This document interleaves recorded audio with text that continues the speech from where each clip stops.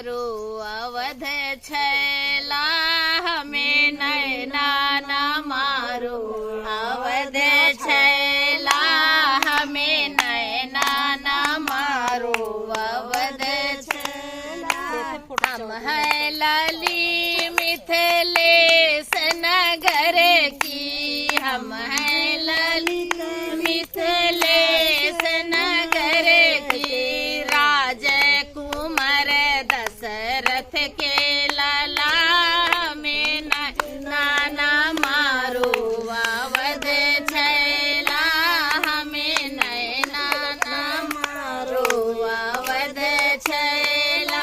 मिथिलापुर सखी देखन आई, मिथिलापुर सखी देखन आई, प्रीत लगा के ना काटो गला हमें नैना हमारो अवध छैला हमें नैना न मारो अवध छैला हमें नैना न मारो अवध छैला। जाओ तू अवध रसिया चला जा ब्याह, जाओ तू अवध रसिया चला जा ब्याह, हम सब मर बैला गाय फसिया